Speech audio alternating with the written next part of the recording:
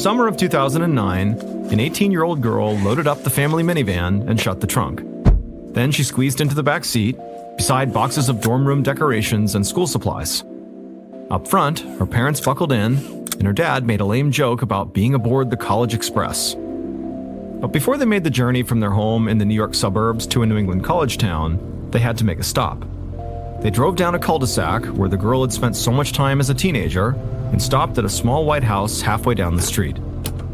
As the minivan came to a stop, the girl's best friend shuffled blankly out the front door, guided by her mother, who waved enthusiastically.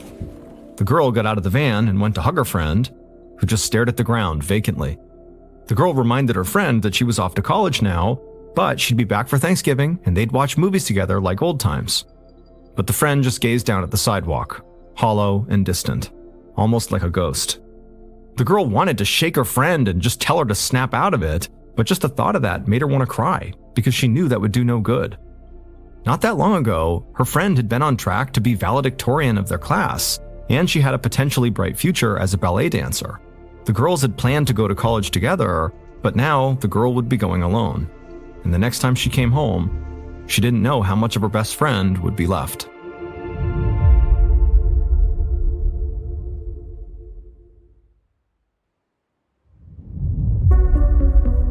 From Ballen Studios and Wondery, I'm Mr. Ballen, and this is Mr. Ballen's Medical Mysteries, where every week we will explore a new baffling mystery originating from the one place we all can't escape, our own bodies. So, if you like today's story, please secretly put an entire pound of confetti in the follow button's leaf blower, so when it goes to do yard work, it blasts a colorful surprise all over their lawn.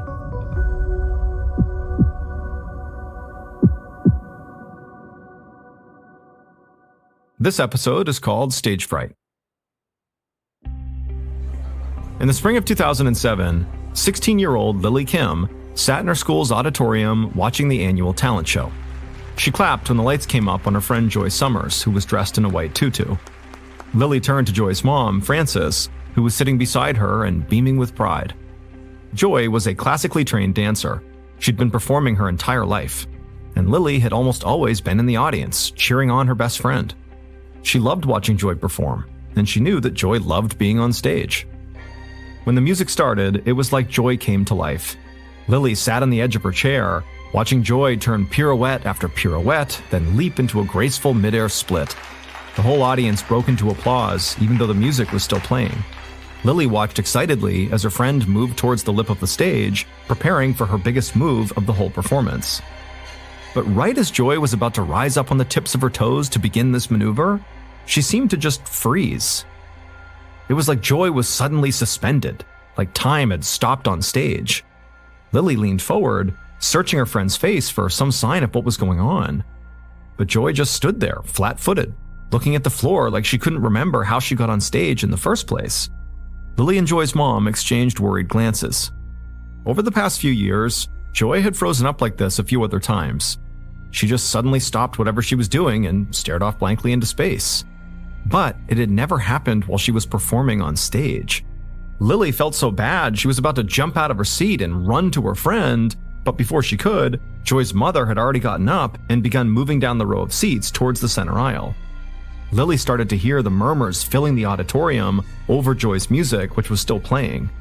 Some people clearly seemed worried, like something might be wrong, but others were obviously mocking the ballerina who couldn't seem to remember her dance. And their mean comments made Lily's blood boil.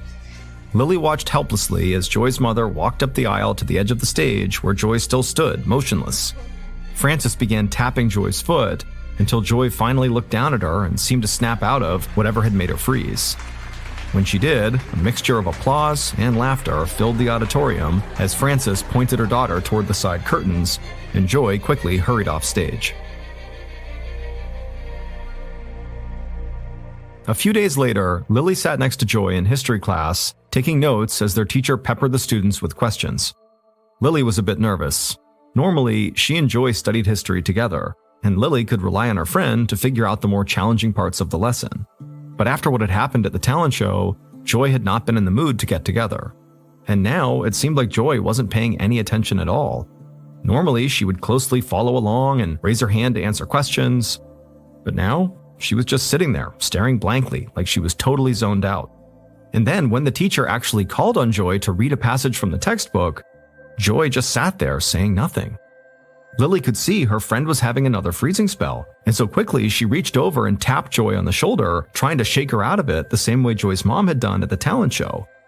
And after a few seconds, it worked. Joy shook her head like she was just getting startled out of her sleep and couldn't remember where she was. Lily quietly showed Joy the spot in the textbook where they were. Joy nodded and began reading out loud. Except Joy's speech was slow, and she stumbled over easy words and stuttered. But Joy was an honors student, and she had never had trouble reading aloud before. Lily gave Joy a sidelong glance. Something was clearly wrong here. But when Joy didn't seem to react to Lily's stare, Lily just looked up at the teacher as if to say, "Please, call on somebody else." Finally, after what felt like an eternity, the teacher asked Joy if maybe she wanted to stop and step out of the room for a minute and get some air. Joy nodded, and as she got up, the teacher called on Lily to start reading. Lily picked up where Joy had left off, and as she did, out of the corner of her eye, she watched her dazed-looking friend leave the classroom.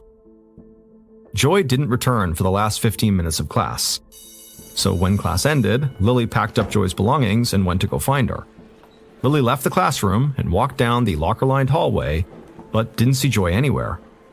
But then, up ahead, she saw two girls exiting the bathroom, snickering at something they had just seen. Lily picked up her pace and at the same time felt a sinking feeling in her stomach. She knew these girls could be laughing about Joy. Lily opened up the bathroom door, and sure enough, there was Joy. She was standing at the paper towel dispenser with a massive wad of paper towels bunched in her hand, and more paper littered the floor all around her feet. Joy had been methodically ripping paper towel after paper towel out of the dispenser and just throwing them on the ground like she had no idea what she was doing. But what really scared Lily was actually Joy's expression as she did this. She was completely blank-faced. She was just staring at the wall and pulling out paper towels over and over again, seemingly unaware that anybody else was in the bathroom. Lily didn't know what to do. It was like her friend was possessed or something. She walked over and tapped Joy on the shoulder like she'd done in class, but this time, Joy didn't seem to even notice. It was chilling. Whatever was going on with Joy, Lily knew it was more than just zoning out. A couple seconds later, Joy did snap out of it, and as soon as she did, she couldn't remember any of it. It was like her memory had gone completely blank. A few weeks later, near the end of the school year, Joy's mother, Frances, was upstairs changing into her running clothes when she heard the front door open. Joy was home from school. Frances called out hello, but in return, she heard a loud, heavy sob. It startled Frances. She ran downstairs to find Joy in the kitchen, sitting at the table and crying into her hands. Joy began unloading to her mother. School used to be easy and fun for her, but now it was miserable. She'd failed another exam, and she was in danger of flunking some of her classes. Plus, other students were starting to make fun of her for these weird zoning out spells she was having. By the time Joy had ran out of tears and breath, all Frances could do was hug her daughter. She was shocked. She didn't realize that Joy had been zoning out so much at school, or that she was struggling in school. Frances almost felt mad at herself for not seeing how bad things had gotten. And so she decided she would make an appointment with the school and talk to some of Joy's teachers before summer vacation started. She needed a clearer picture of what was going on. The following week, Frances sat at a small conference table at Joy's school. A few of Joy's teachers were sitting there too, along with the school psychologist. Frances recognized a few of the people from parent-teacher conferences, where they had all told her that Joy was a pleasure to have in class. And deep down, Frances hoped they'd just say the same thing now. She wanted them to assure her that Joy was doing fine, that her recent behavior was just normal teenage mood swings. But that didn't happen. Joy's AP biology teacher told Frances that Joy was struggling, academically and socially, and her behavior was alarming to the staff, who knew Joy as a bright, engaging student. She wasn't keeping up with her work and never participated in class anymore. She seemed overwhelmed a lot of the time. It was almost like she was shutting down. The other teachers around the table just nodded their heads solemnly. Joy's history teacher eventually chimed in, saying that Joy was actually struggling just to read out loud, and that it was really alarming to hear an honors student struggle to sound out common two-syllable words. Frances was so shocked by what Joy's teachers were telling her that she struggled to say anything in response. That's when the psychologist suggested that maybe Joy's struggles were not really academic. Maybe they were more psychological, and Joy would benefit from therapy. However, Frances was skeptical. She didn't think that counseling would necessarily fix Joy's problem. Whatever was happening to her daughter appeared to be more of a physical issue than a psychological one. By the time Frances left the meeting at the school, she decided to take Joy to see a doctor who could help figure out what was going on. Several months later, in the fall of 2007, Frances sat beside her daughter in their dining room having dinner. For dessert, they enjoyed some leftover cake from Joy's birthday the week before. It had been a quiet affair. Last year, for her Sweet 16, Joy threw a big party with all her friends. But this year, they had just celebrated with one friend, Lily, who'd been the only friend to stick by Joy since her freezing episodes had started last spring.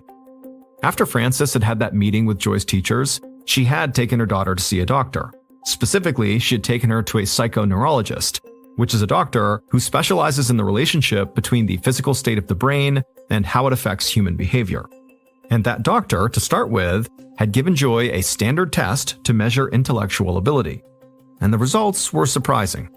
Although Joy was having issues with memory and with language while she was in school, the test results showed only minimal impairment in those categories.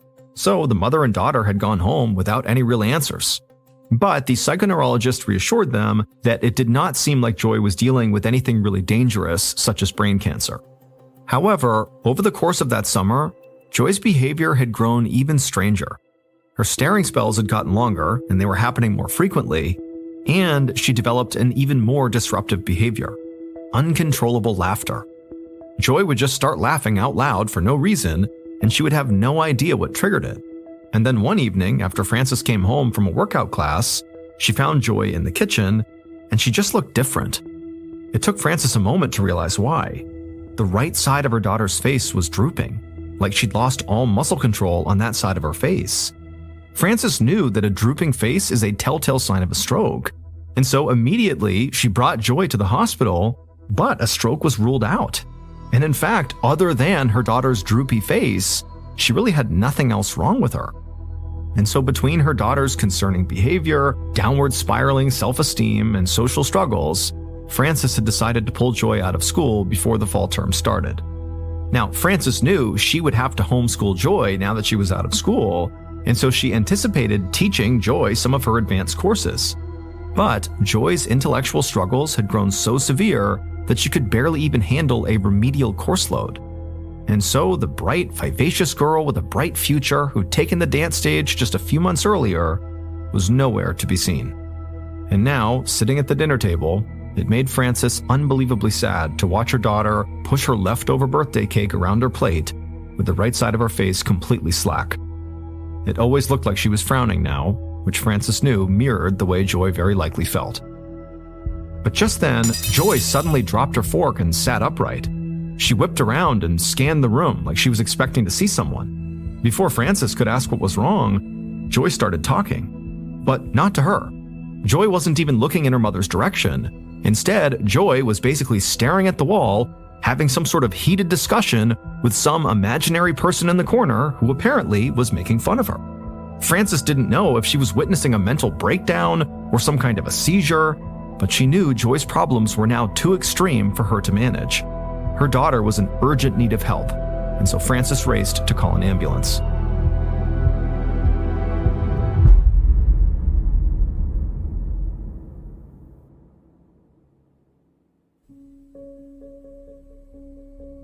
After the ambulance brought Joy to the hospital, the next few weeks passed by in a blur. Upon arriving, Joy was admitted to the hospital for testing to figure out what was causing her delusions. It took a few days, but Joy's doctors finally diagnosed her with schizophrenia, a serious mental health condition that can cause hallucinations, delusions, and disorganized thinking and behavior. From a medical perspective, it actually made sense to Joy's mom. The doctors explained that schizophrenia often manifests around this time in people's lives, as older teenagers or young adults. But still, the diagnosis crushed Frances and caused Joy to burst into tears. Schizophrenia is a chronic, debilitating disorder and Frances knew that Joy would be managing it for the rest of her life. Following Joy's schizophrenia diagnosis, her doctors transferred her to the psych ward and put her on antipsychotic drugs to help reduce her hallucinations. However, although they tried several different medications, none of them worked. Joy still zoned out for minutes at a time and hallucinated faces right there in the hospital room. She still burst out laughing at random moments, and one side of Joy's face was still drooping, which didn't even seem like a problem that would come from schizophrenia. And so the doctors ordered extensive blood work to try to rule out the possibility that maybe her hallucinations were being caused by something else, like an infectious disease, such as Lyme disease. But all of Joy's blood work came back normal. Next, doctors explored the possibility that there was something going on in Joy's brain, in addition to schizophrenia. So a neurologist ordered an electroencephalogram, or EEG for short, which is a test that detects conditions like epilepsy and brain tumors by measuring the electrical activity in the brain. By this point, after several weeks of being in the hospital, Frances really didn't know what to think. Did her daughter have schizophrenia, which was bad enough? Or was it possible Joy had something even worse? Frances was just so anxious about her daughter. But the EEG didn't provide any answers either. When the doctor came back with the results, they were completely normal. Frances told the doctor that she was beyond confused. Based on the battery of tests they'd run on her daughter over the past few weeks, her daughter was physically fine. Her brain activity was normal. And so Frances was beginning to doubt that Joy even had schizophrenia, especially since none of the antipsychotic drugs had made any difference. It just sort of felt like there had been weeks of hospitalization here, and nobody has a clue what's going on, and Joy's condition was completely unchanged. So what was the plan here?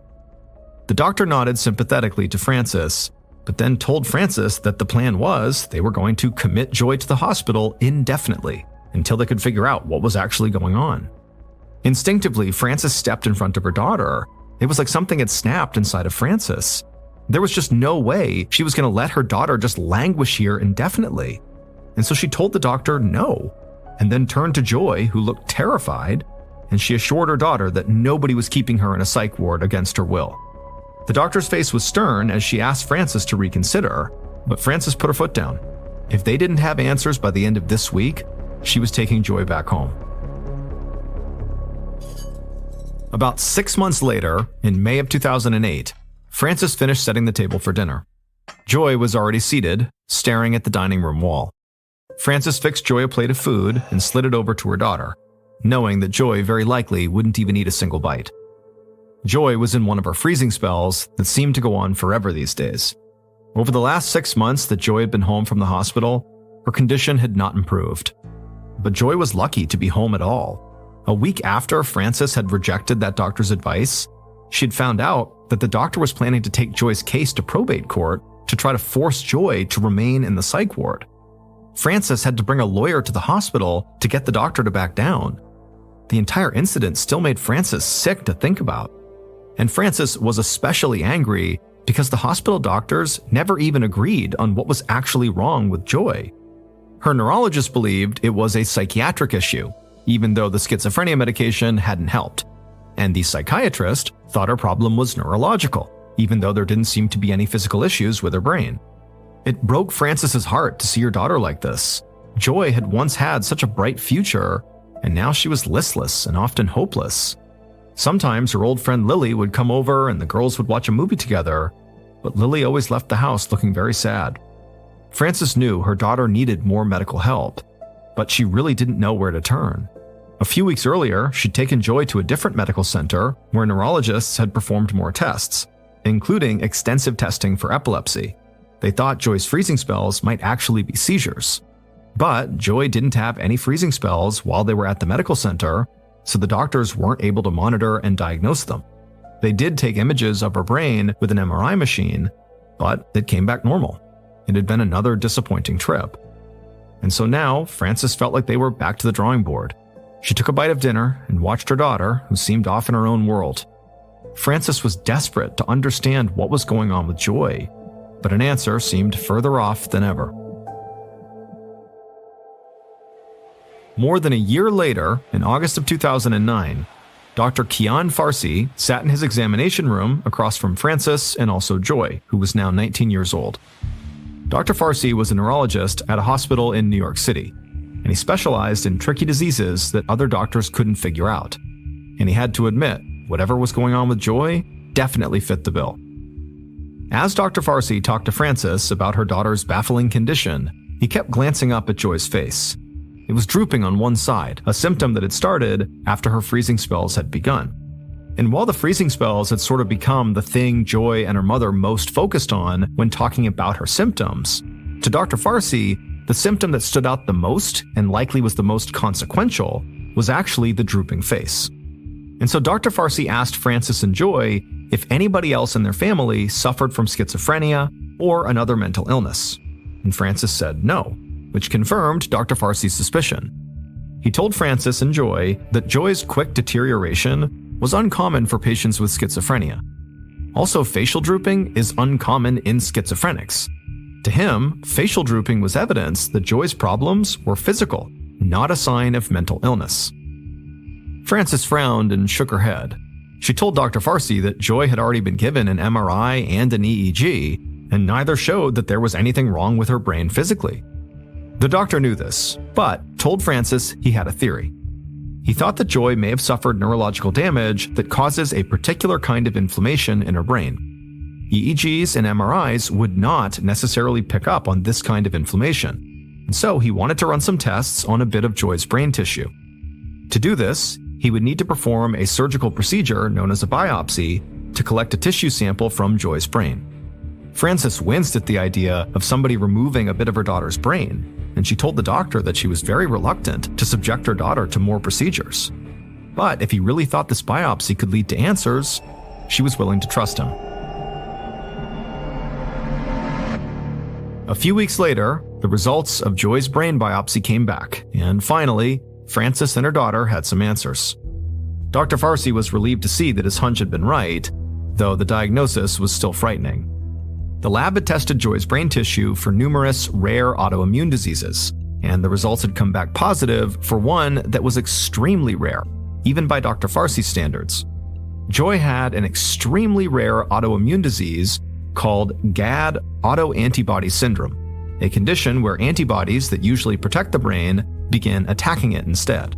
Specifically, antibodies in Joy's brain were attacking a crucial brain chemical that allows brain cells to talk to each other. As a result, Joy's brain didn't have enough of this chemical, called GAD enzymes, and her thoughts were becoming less and less organized. This is why Joy experienced seizures, hallucinations, and cognitive decline. While other doctors assumed these were the symptoms of schizophrenia, Dr. Farsi had seen the whole picture and realized that the deeper problem was the chemistry inside of Joy's brain. It was a remarkably observant diagnosis.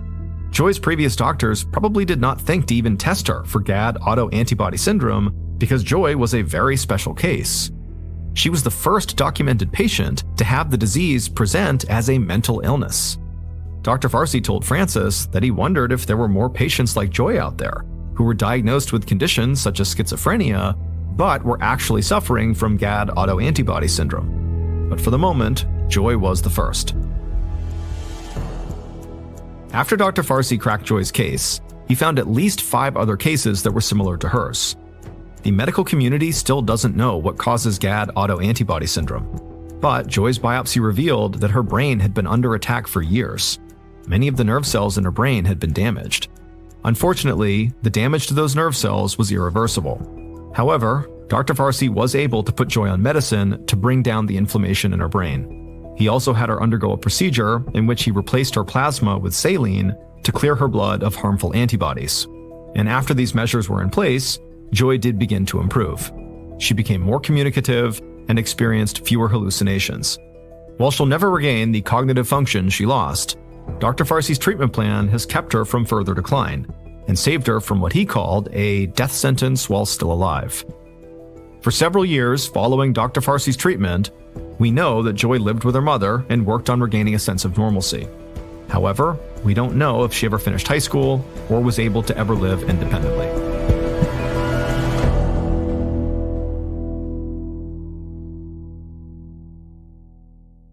In 1978, 49-year-old Georgy Markov, who was originally from Bulgaria, was living in London and working as a reporter for the British Broadcasting Company, or BBC for short. Georgie had moved to London 6 years earlier, and in the early days of him being in the UK, he would always take a cab or a bus to work. But over the last couple of years, he had taken to walking to work. Not only was it great exercise, but he also just loved the scenery. In particular, he liked on his commute to stop on the Waterloo Bridge, this very famous bridge in London, where from that position, he had a beautiful view of the Westminster Palace on one side, and he had the iconic London Eye on the other, which is a very famous Ferris wheel. So on the morning of September 7th of that year, Georgie got up and he left his flat, and he began his typical commute into work. However, by the time he reached the Waterloo Bridge and was getting ready to take in the sights, it had started to rain, and Georgie did not have an umbrella. And so instead of sightseeing, he just kept on walking as quickly as he could to try to get to his office before he got completely soaked. But by the time he was just on the other side of the Waterloo Bridge and still had quite a distance to cover to get to work, the skies had completely opened up. And so as much as Georgie wanted to walk, because this was something he really enjoyed, he decided it was not worth it. And so he began looking for a bus stop, and he found one pretty quickly, and he rushed over to it. There was an awning that the commuters could stand underneath, and so he ran underneath this awning, getting out from under the rain, and then he proceeded to wait for the next bus to take him the rest of the way. As he stood there waiting, he suddenly felt a shooting pain in the back of his right thigh.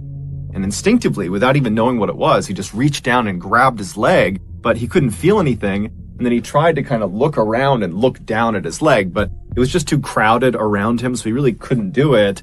And so he's standing there puzzled, still grabbing at his leg, wondering what could have caused this pain. And the only things he could think of were, maybe someone near him had a pen or a pencil out and they accidentally poked him, or maybe it's some sort of bug that bit him, a spider or a bee or something. He didn't know, but there weren't that many scenarios that made sense to him.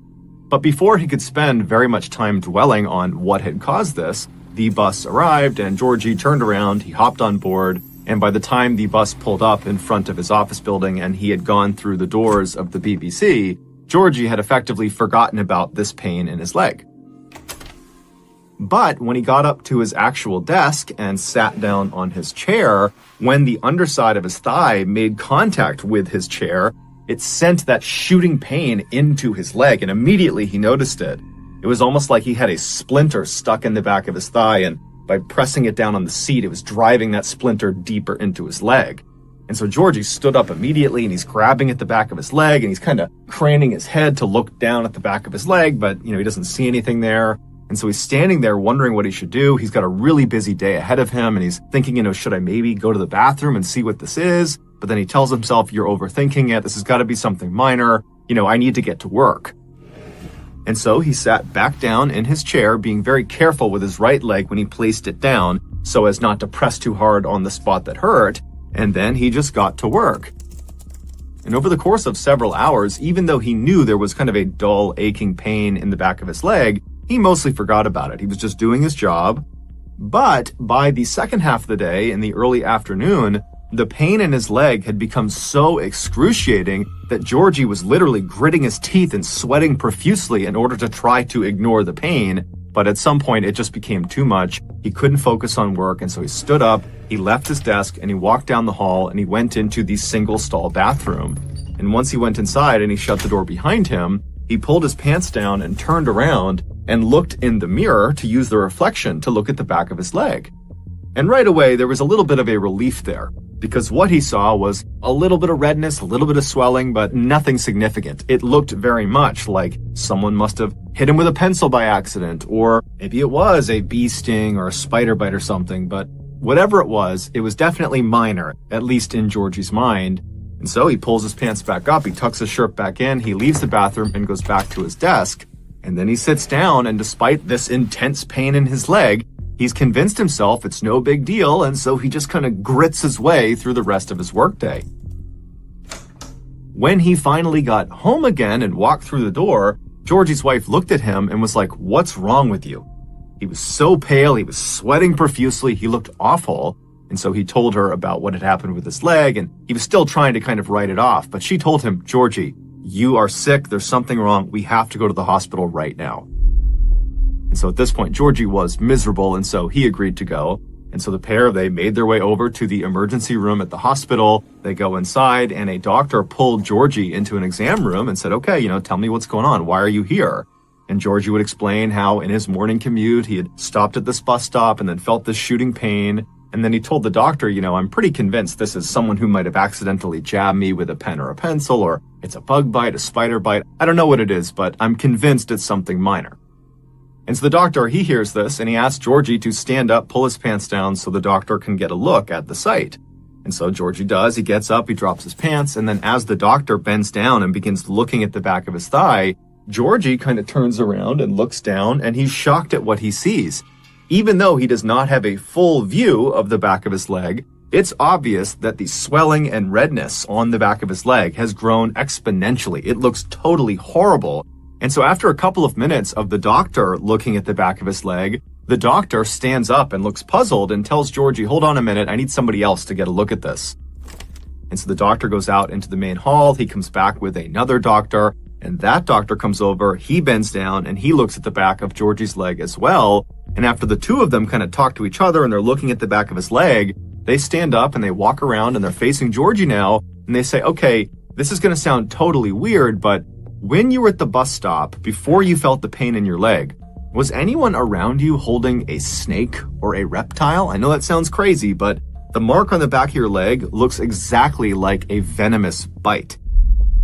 So Georgie's like, no, I didn't see anyone with snakes or reptiles. There was nothing out of the ordinary about what was happening around me when I felt this pain in my leg. We were all just standing there, and then I felt it in my leg. That was it.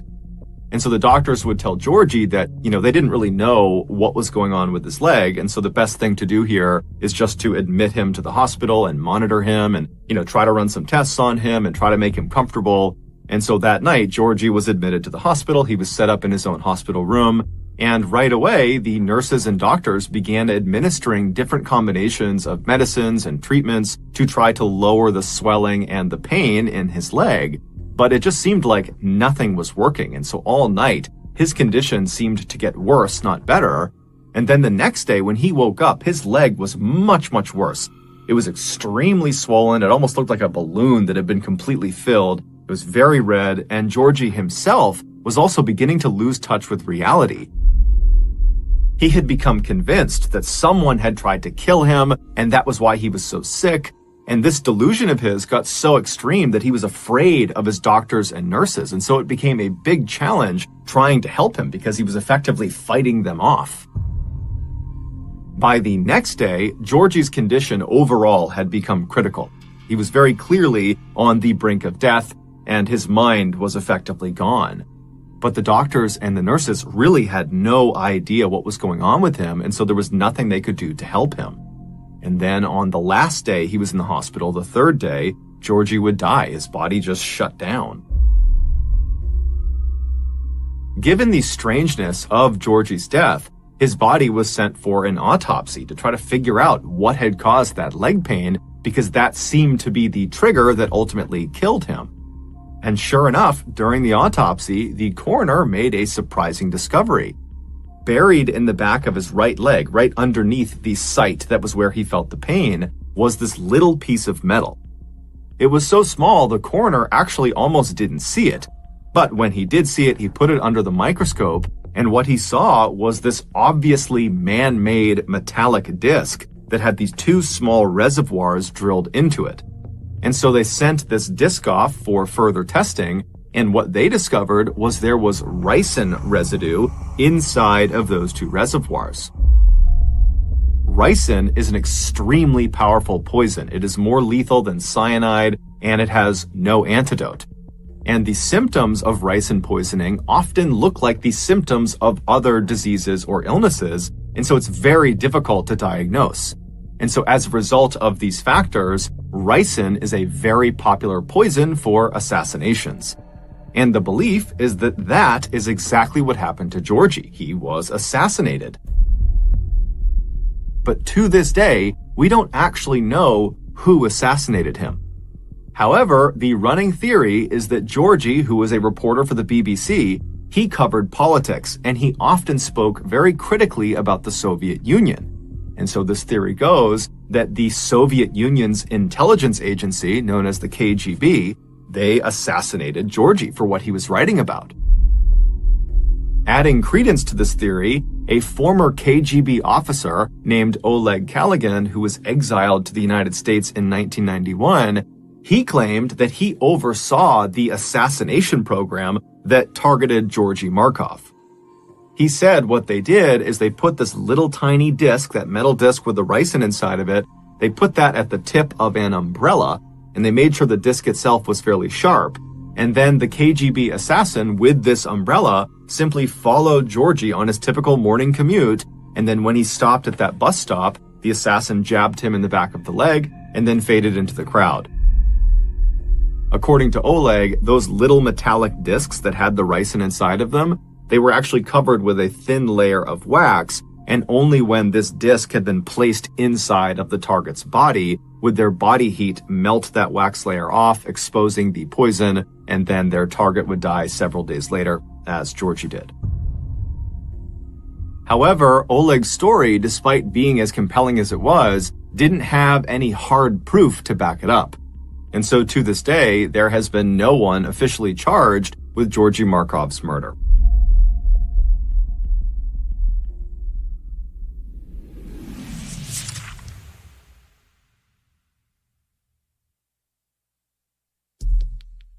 Our next story is called Professional Job.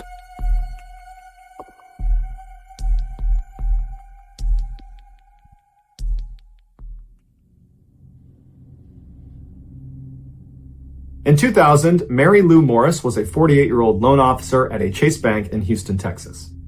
On the morning of October 12th, Mary Lou said goodbye to her husband, Jay, and she headed off to work. That afternoon, Jay gave his wife a phone call, but she didn't pick up. He left her a message, and she never got back to him. This was very unlike Mary Lou, and so Jay was a little bit concerned. At 5 p.m., when he still hadn't heard from her, Jay called her back, but again, she didn't pick up. So Jay called Mary Lou's supervisor, who informed Jay that Mary Lou had actually not come to work that day, and they couldn't get in touch with her either. Jay immediately knew something was wrong, and he called the police. The police had not even begun searching for her when a call came into the station from an ATV rider that happened to be on a road about 3 miles away from Mary Lou's house. And he said he spotted a smoldering car, and it looks like there's someone in the driver's seat that's obviously deceased. Earlier that day at about 10 a.m., the fire department had gotten a call about smoke in that area, but they assumed it was a controlled burn, so they didn't investigate. When the police arrived on scene, it was impossible to tell who the person was that was sitting in the driver's seat, but they were able to find a tooth fragment, and they used that to confirm that it was in fact Mary Lou Morris. It was quickly determined that this was most likely a homicide, and her attacker had probably set this up to make it appear like it could have been self-inflicted. Gasoline had been poured all over Mary Lou and all over the vehicle. However, because of how badly damaged the car and she was, they couldn't determine a cause of death, so they weren't sure if she was deceased when she was placed in the car and it was lit on fire, or if she was in the car and the fire was the cause of death. A number of Mary Lou's valuables were still inside of the car, but her wedding ring was not on her finger. Mary Lou's family and the community at large were shocked. They just could not understand why anybody would want to target such a nice person that had no enemies. The day after Mary Lou's death, a local Houston newspaper received an anonymous call from a guy who just said Mary Lou's death was an accident. And the newspaper tried to get more information, but the person hung up and they couldn't trace the call. At the same time this drama was unfolding for Mary Lou Morris, another drama was unfolding for another Houston woman with the same name. 39-year-old Mary McGinnis Morris was a successful nurse practitioner who by and large got along with all of her coworkers with one exception. A new employee at the clinic, a male nurse named Dwayne Young, was making her feel really uncomfortable. One day when Mary McGinnis got back to her desk, she found all of her pictures of her family had been flipped onto their faces, and in the middle of her desk was a piece of paper that just said death to her. And she knew right away this had to be Dwayne, but she had no way to prove it. And so that night when she went home, she told her husband, Mike, about this guy, Dwayne, and she said, I don't feel safe at work. Can you teach me how to shoot a gun? And so he did. He taught her how to shoot a gun, and then he went out and got a pistol, and she tucked it under her driver's seat in her car just in case.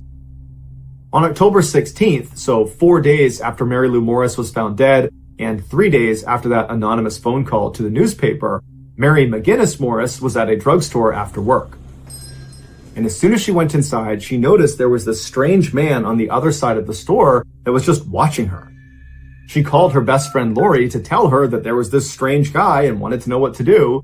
And Lori said, wait for him to leave. But the guy didn't leave. He just stayed in the store and stared at Mary. And so eventually Mary said, you know what? I'm just going to pay for my stuff and get out of here. I got to stop by the office, but I'll be home in just a few minutes. I'll be totally fine. And so Mary hangs up. She buys what she needs. She leaves the store. And then 12 minutes later, she places a frantic 911 call saying someone's trying to kill her. And this 911 call was not made public because apparently on the tape, you can actually hear her being attacked. Mary McGinnis was found later that night in her car. She was deceased. She had a single gunshot wound to the head. It was clear from her 911 call that she had been attacked, and so this was almost certainly a homicide. However, her attacker tried to stage it so it looked like it was self-inflicted. The murder weapon, which was actually her pistol that was tucked underneath her seat, had been placed next to her hand on the seat next to her. None of Mary McGinnis's valuables were stolen. However, her wedding ring was missing from her finger. After Mary McGinnis Morris's death, people began to speculate that her death and Mary Lou Morris's death were connected. Specifically, this was a professional hit gone wrong. The reasoning for this theory is there was just too many coincidences. They shared the same name, they lived in the same city, they were killed within days of each other, and both of their deaths were staged to look like they were self-inflicted. And each woman was missing their wedding ring, which apparently is a common way for professional hitmen to let their clients know that the job was done. The people that subscribe to this theory believe Mary McGinnis Morris was the intended target and Mary Lou Morris was just an accident. And in fact, after killing Mary Lou Morris, the hitman must have realized, whoops, I made a mistake, and they called the newspaper to say, literally, that was a mistake. And then a couple of days later, the hit was successfully carried out on Mary McGinnis Morris. The police looked into this theory and they discovered that Mary McGinnis's husband, Mike, had recently accused her of cheating on him, and he was really, really upset about it. He also refused to take a polygraph test and would not allow his daughter to talk to the police. And Mary McGinnis had a $700,000 life insurance policy that Mike was in line to receive. And so immediately everybody's like, okay, obviously Mike put a hit out on his wife and that's what started this whole thing. But when they dug into it, they realized that no matter how upset Mike was, there wasn't any evidence that tied him to the killing of his wife or to Mary Lou Morris. And so he was ruled out as a suspect. As for Mary McGinnis's co-worker, Dwayne Young, who wrote "Death to Her" on her desk, it was clear that he did not like Mary, but he was ruled out as a suspect as well. And unfortunately, that's where both of these cases go cold. To date, no one's ever been charged in either murder.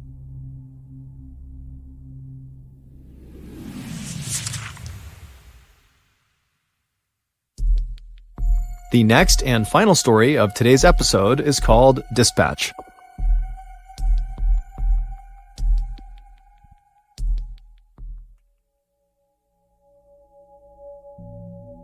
Early on the afternoon of October 12, 1960, a 17-year-old high school student named Otoya Yamaguchi stood alone in his brother's house in the city of Tokyo, Japan, waiting for a tea kettle of water to boil. It was a Wednesday, so Otoya should have been at school, but that day he had gone to school and then snuck out a side door during lunch. More and more often these days, Otoya was feeling like school was kind of meaningless.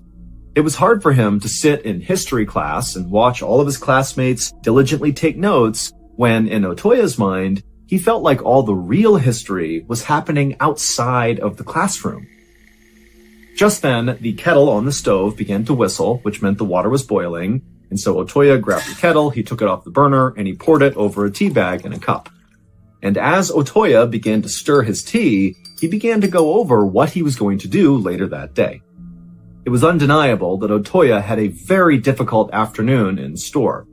He had a meeting with a person who was very important, and during this meeting, Otoya would have to deliver some very bad news. In fact, this news was so bad that Otoya had decided, What he was going to do was literally write down this bad news and hand deliver it. Now, Otoya had not quite figured out what he was going to write, but he knew whatever it was, it would have to be perfect.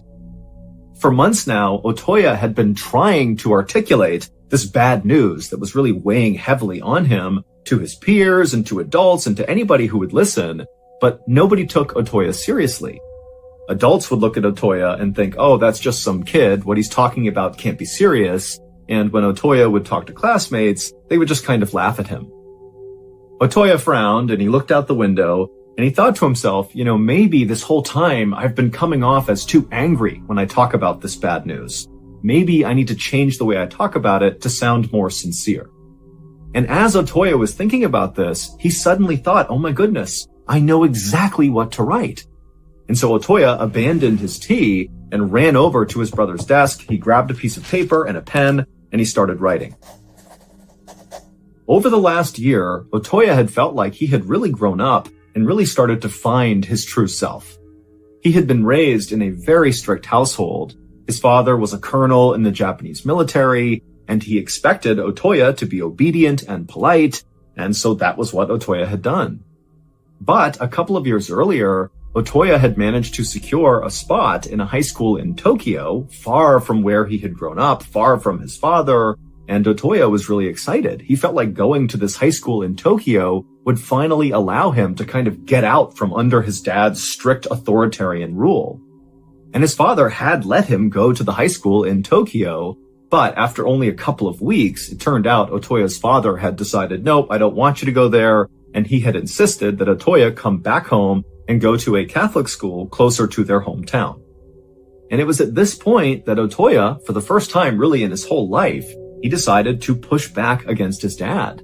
And so even though Otoya did come home, he did go to this Catholic school, as soon as he was home, he began constantly begging his dad to let him return to Tokyo, let him go back and live with his brother who lived in Tokyo, and let him go to the high school that he loved. And eventually, surprisingly, Otoya's father relented and said, okay, fine, you can go to Tokyo, you can do what you want. And so Otoya had been totally overjoyed. He had returned to Tokyo, gotten re-enrolled in the high school.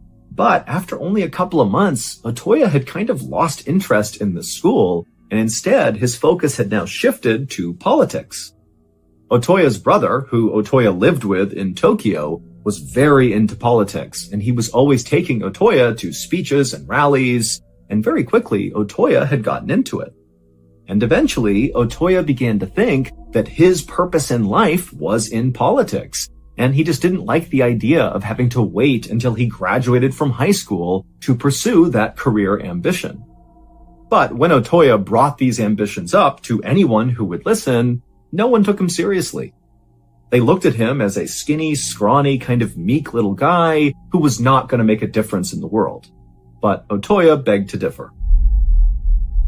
By now, Otoya was almost done with this note he was writing, and so he looked up and he checked the clock. He saw it was 2 p.m., which meant he really needed to get going soon. He was going to go to a political debate at the Hibiya Public Hall in downtown Tokyo, and the very important person he was going to meet and deliver this bad news to was going to be at this debate. Otoya took one more look down at the note he had just written, and he read it over a couple of times, and he realized he was missing one more line at the bottom. And so he leaned down and he wrote, quote, "I can't forgive you." Feeling like he was done, he folded up the note, put it in his pocket. He stood up, he grabbed his school uniform jacket and put it on. And then he grabbed this package that he had got from his father's house and he put it under his arm. And then he headed out the front door. Otoya always loved the walk downtown. The hall where this debate was going to take place was near the Imperial Palace, and it was this big, imposing building with a terracotta and stone facade that always inspired Otoya every time he saw it. When Otoya arrived at the hall, he saw loads of people streaming in through the front doors for this debate, and so Otoya joined them and made his way inside, and he moved towards the back of the auditorium, and then he began scanning the audience. And he saw there was at least 2,000 people inside, happily chatting and laughing and waiting for this thing to start. But all Otoya could think about was where this person was that he was going to be meeting, because as he was looking around, he didn't see them.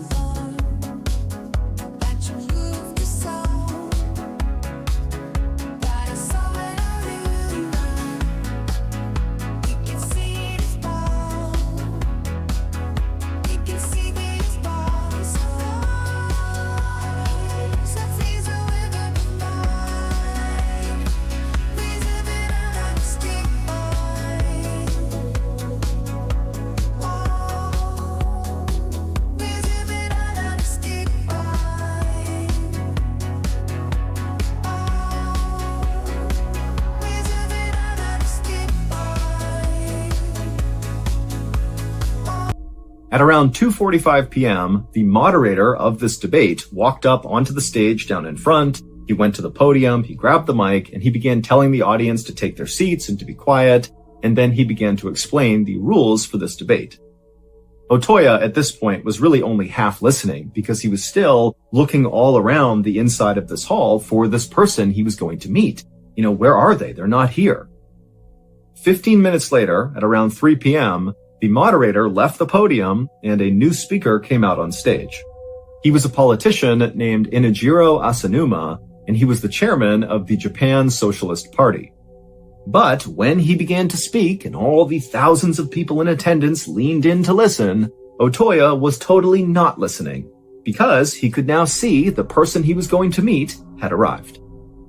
Careful not to cause a disturbance, Otoya moved from the back of the auditorium over to the side of the building, and he began walking up a side aisle, only stopping briefly near a trash can where he pulled out that package he had brought from his father's house, and he unwrapped it and he threw the wrapping away and held on to what was inside of the package. And then Otoya looked down at what he was holding, he took a deep breath, and then he looked up and broke into a run. What happened next was broadcast live on television all across Japan. And by that evening, the footage had gone so viral that it was basically all over the world. A photographer who happened to be in the crowd of people watching this debate also happened to take a very iconic photo of what happened next involving Otoya, and that photo would actually go on to win the Pulitzer Prize in 1961. The Pulitzer Prize is a really big deal. It's the most prestigious award for journalism. It would turn out the very important person that Otoya was supposed to meet inside of this hall during this debate was in fact the speaker on stage at 3 p.m., Inajiro Asanuma, the chairman of the Japan Socialist Party. And the package that Otoya had brought from his father's house to this meeting was a samurai sword. And so after Otoya unwrapped the sword, he took a deep breath and then ran up on stage, charged to the podium, pulled back the sword, and plunged it into Asanuma's torso before he could do anything. And the photographer out in the crowd who would win the Pulitzer happened to snap a photo right as Otoya was pulling the sword out of Asanuma and getting ready to stab him again. Onlookers would immediately rush the stage and tackle Otoya, but the damage was already done. Asanuma would pass away from his injuries within the hour. It would turn out Otoya, ever since moving to Tokyo, had become a radical right-wing ultranationalist. The note that Otoya had carefully penned and then folded up and put in his pocket before carrying out this assassination basically just said that Otoya did not hate Asanuma personally, but Asanuma was slowly transforming Japan into a communist country, and so Otoya could not forgive him for that. And so Otoya decided he needed to act. Otoya was immediately arrested, but 2 weeks later, while he was in prison, he would take his own life.